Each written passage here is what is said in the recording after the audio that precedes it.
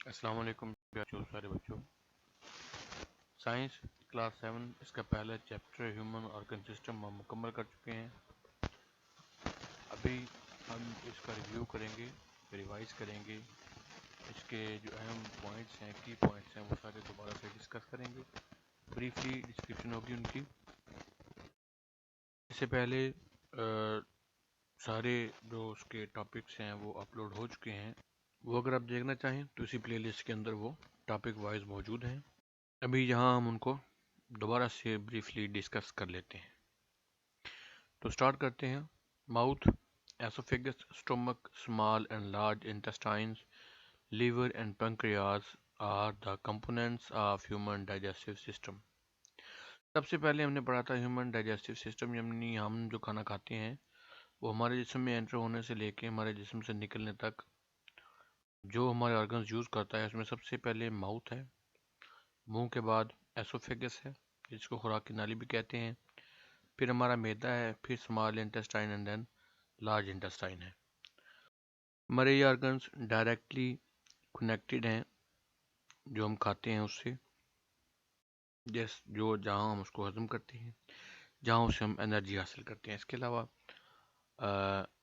Liver, پنکریاز, یہ بھی اسی سسٹم کا حصہ ہیں ہمارے ڈائجسٹو سسٹم کا. Digestion is the process of changing the food into simple form. Digestion اصل میں ایک ایسا پروسیس ہے جو ہماری خوراک کو توڑتا ہے, توڑ کے سمپل فارم میں چینج کر دیتا ہے. This process helps our body to get important nutrients. یہ جو پروسیس ہے یہ ہماری باڈی کی ہیلپ کرتا ہے کہ ہماری خوراک کے اندر جو اہم نیوٹرینٹس یا اہم غذائیت ہے اس کو حاصل کر سکے, جس کے لیے ہم نے کھانا کھایا ہے اس مقصد کو پورا کر سکے. Some parts of our digestive system secrete chemicals which change carbohydrates in mouth, proteins in stomach and fat into simpler substances.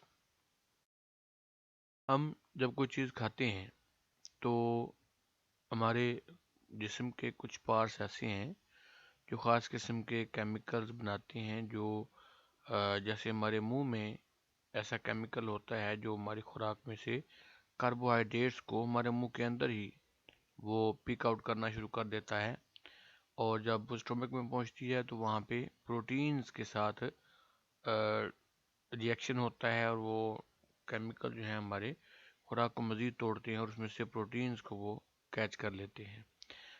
مزید آگے جا کے فیٹس وغیرہ بھی اس میں سے نکال لیے جاتے ہیں. These substances are then absorbed into blood. اب اس کے بعد جو ہمارے جسم میں آگے ان کی ترسیل ہونی ہے, ٹرانسفر ہونی ہے, وہ بلڈ کے تھرو ہوگی. Diarrhoea, heartburn, constipation, ulcer, gas trouble, etc. are some common disorders of digestive system. عام جو آج کل بیماریاں ہیں ہماری ڈائجسٹو سسٹم یا ہمارے نظام انہضام سے متعلق, ان میں ڈائریا ہے یا جس کو ہم ہیضہ بھی کہتے ہیں, ہارٹ برن ہے, ہمارے سینے پہ جلن ہوتی ہے, کانسٹیپیشن ہے, قبض ہے, یا پخانے کا زیادہ عرصے بعد آنا ہے جیسے ہفتے میں ایک آدھ بار. اس کے علاوہ السر کا ہو جانا, گیس ٹربل ہونا, یہ ساری ایسی بیماریاں ہیں جو آج کل عام ہیں اور کافی زیادہ لوگوں میں پائی جاتی ہیں. Diarrhoea may be caused by an infection, by eating contaminated food or a reaction to some medicine. Diarrhoea کی جو عام وجہ ہے, عمومی وجہ ہے, اس میں سب سے پہلی تو یہ ہے کہ کوئی انفیکشن ہو گیا ہے, اس کی وجہ سے. انفیکشن کی جو بڑی وجہ ہے وہ ہو سکتی ہے کہ جو آپ نے کھانا کھایا ہے, جو کوئی چیز کھائی ہے وہ صاف نہیں تھی, گندی تھی, یا اس کے علاوہ اگر آپ نے کوئی میڈیسن لی ہے تو وہ میڈیسن جو ہے وہ ریئیکشن کر گئی, تو جس کی وجہ سے آپ کو ہیضہ ہو سکتا ہے. Washing hands frequently and washing fruits and vegetables before eating or cooking can help to prevent diarrhea. اگر ہم ڈائریا سے بچنا چاہتے ہیں تو اس کا طریقہ بھی ہمارے پاس ہے۔ سب سے پہلا طریقہ یہ ہے کہ ہم ہاتھوں کو بار بار دھوئیں۔ جب بھی ضرورت پڑے ہم ہاتھوں کو دھونے سے بالکل نہ ہچکچائیں، اسی وقت ہاتھوں کو دھو لیں۔ اس کے علاوہ جو فروٹ ہم کھاتے ہیں، جو سبزیاں ہم کھاتے ہیں، ان کو کھانے سے پہلے یا پکانے سے پہلے اگر ہم دھو لیں اچھی طرح سے تو یہ بھی ہمیں ہیضہ سے بچانے میں بہت زیادہ مددگار ثابت ہوگا۔ Constipation may be caused by taking food low in fiber, lack of physical activity, not drinking enough water, etc.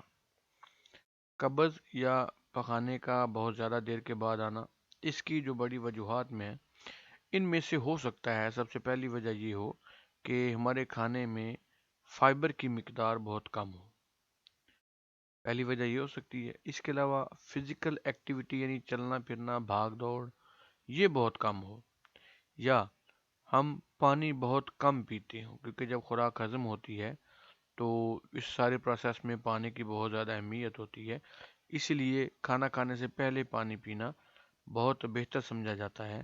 لیکن اگر ہم پانی بالکل ہی نہیں پیتے تو یہ بھی کانسٹیپیشن کی ایک بڑی وجہ ہو سکتی ہے۔ We can prevent constipation by eating food rich in fiber, by drinking plenty of water, and by taking regular exercise. یہاں ہم نے پڑھا کہ کانسٹیپیشن کی وجہ کیا ہے، یہاں ہم پڑھتے ہیں کہ کانسٹیپیشن دور کیسے کی جا سکتی ہے، اس سے بچ کیسے سکتے ہیں۔ تو سب سے پہلا طریقہ وہی ہے جو ہم نے اوپر پڑھا، اس سے بچیں۔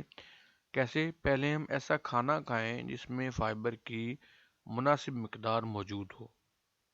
دوسرا، ہم معقول مقدار میں، مناسب مقدار میں پانی پئیں۔ اگر گرمیاں ہیں تو زیادہ پئیں، سردیاں ہیں تو ان میں پانی کا استعمال کسی حد تک کم ہو جاتا ہے۔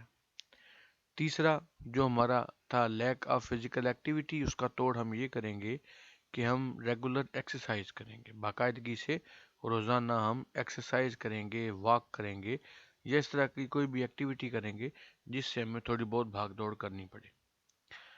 اور respiratory system helps to produce energy which we use in our activities. Respiratory system ہمارا سب سے جو اہم کام کرتا ہے وہ یہ ہے کہ یہ ہمارے لیے ہمارے انرجی پروڈیوس کرتا ہے، جو ہمیں اپنی ساری ایکٹیویٹیز میں، سارے کاموں میں ہمیں مین سورس ہوتی ہے چلنے کے لیے، کام کرنے کے لیے۔ Breathing and burning are similar processes. سانس لینا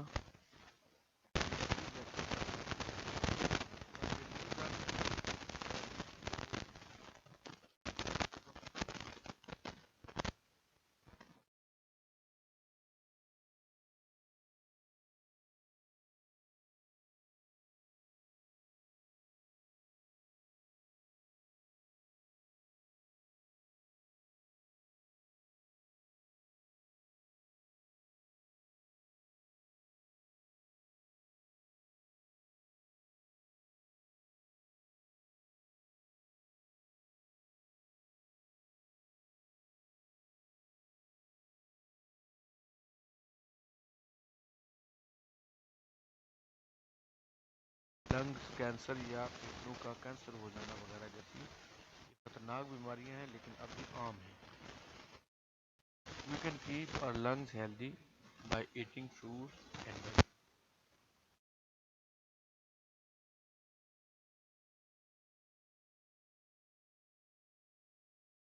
سب سے پہلے ہم اگر اپنے لنگس کو ہیلدی رکھنا چاہتے ہیں تو ہمیں سب سے پہلے فروٹس کا استعمال بڑھانا ہوگا، سبزیوں کا استعمال بڑھانا ہوگا، اور ریگولر ایکسرسائز کو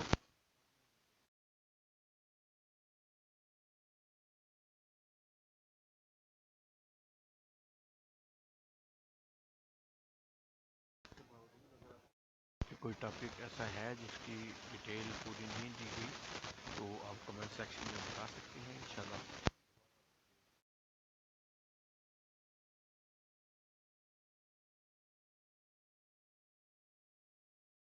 کہ سیریز کا حصہ بنے رہیں۔ تو ہمارے چینل کو سبسکرائب کر دیں، اپنا اور اپنے چینل کا بہت سا خیال رکھیے گا۔ اللہ حافظ۔